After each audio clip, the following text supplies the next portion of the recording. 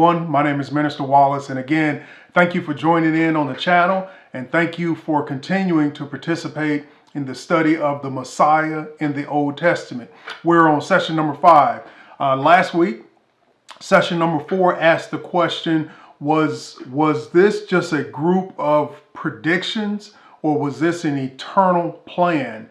Last week, we answered the question, we answered actually 6 direct messianic predictions from the 5 foundational books that are called the Pentateuch. And this week, we were going to be on session number 5, and we're going to take a look at the occurrences where the Messiah was mentioned or referenced in the book of Job. Before we do that, I had a couple of questions about kind of regarding the cover of the book that we're kind of framing our class around. I had a picture, a graphical representation of Christ, much like many other pictures of Christ that you will see.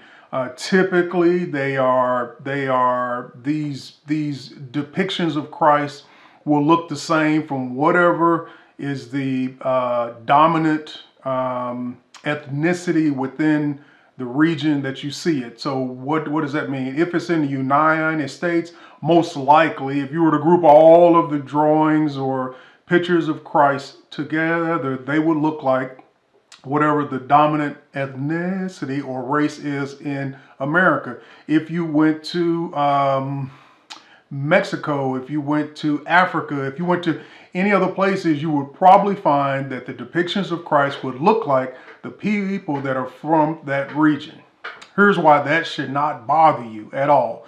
I'm not here to get into the whys and the whats, but here's why that should not bother you at all. Because no one that is alive, no one has a selfie, a photo, or a drawing, a rendering. No one has any idea what Jesus Christ looked like. Yes, loosely we can get some descriptions of maybe hair, and that's about it. No one knows. So don't let it bother you when you see it depicted in whatever way it is. Know that your description of who Christ is should come from God's word. Everything else outside of that is just something that we created. So I wanted to address that right off the bat. I hope you have your handout, which is Messiah in the Old Testament, session number 5. I try to put these handouts together just kind of to keep us on track and just to make some notes to keep us within our 10-minute time frame. So that's why up top I put pictures of Jesus. What do they mean? We've addressed that. So the Messiah in Job, 4 times within the book of Job, there is a cry from Job for some type of go-between, some type of person to mediate between him and God. If you've read the book of Job or even heard of the book of Job, Job was looking for some help. He wanted somebody that could understand him and somebody that could talk directly to God, that would take Job's concerns and relay them or repackage them and present them to God. Because Job had some questions of what was God doing? Why was he doing this?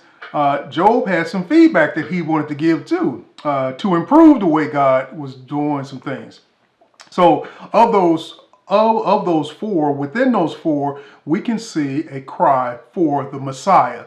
Now, some of this, a few of these, they would have to be read in their original text, and that's where you will really grasp the understanding.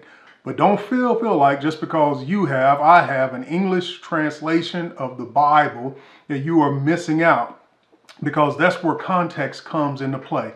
Context is super critical. This is where you will be able to understand what the passage means. The reason why context is so the reason why we can leverage context so much is because we have both testaments of the Bible. So we can understand, just like we did in the earlier part of our study, that in the beginning portions of the Old Testament, the term Messiah or phrase Messiah really, it didn't really speak to or wasn't linked to a person. It was just linked to maybe a better time, or a time when things would be easier, or some type of pending relief.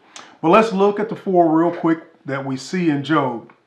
In Job 9, verse 33, Job is looking for a mediator. A mediator. He's asking, there is no umpire between us who may lay his hand upon both of us. And this is Job addressing God. He's saying, look, there needs to be somebody in between us that can take my thoughts and who knows you, who knows me, who can take my thoughts, relay them to you, and can take what you are doing and relay it to me. Look, Job was audacious enough to want to have some feedback from God. In some ways, we need to be that way. We need to expect to hear from our Father. So Job, the first one is, Job said he yearned for a mediator. And that's one of the things that the Messiah, that's one of the things that would later be linked to the Christ, and Jesus was his name. So that's one of the things that he absolutely was, that we see in the New Testament. Job also said in Job 16:19 through 21, he said this, even now, behold, my witness is in heaven, and he who testifies for me is on high. My friends scorn me, my eyes pour out tears to God, that he would argue the case of a man with God, as a son of man does with his neighbor. Job wanted a witness in heaven. He wanted somebody to stand in for him in the presence of God, so that witness would argue the case for him.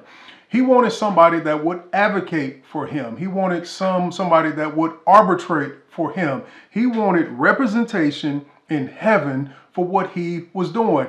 Not in the sense that Job was trying to justify some wrong. Job just felt like that God wasn't hearing him. You have felt that way before, I guarantee you. Job wanted a witness in heaven. The third thing that Job wanted, if you spent a few days in church, you've heard this. This is a 25-point bonus church phrase. Job wanted a kinsman redeemer. You've heard it in songs. You've heard it mentioned, but in Job 19:25, this is where it comes from. For Job says, for I know that my Redeemer lives, and at the last he will stand up on the earth. So Job wanted a redeemer. Job wanted somebody. He was yearning for somebody to kind of wash away, because Job knew he was flawed, but Job also knew he was good too. So Job wanted somebody who could take those flaws, wash those away. Job wanted to be redeemed. The kinsman part, well, this is where knowing the original text would come into play, because in the original text that was sitting there for redeemer in that text is someone, a phrase that was a Hebrew phrase, and I should have it memorized, but I don't. But the word means that it was implied that it was somebody from within the family, somebody close, somebody he had a personal relationship with. That would be who we would later find out to be the one that was named Jesus, and he was the Christ.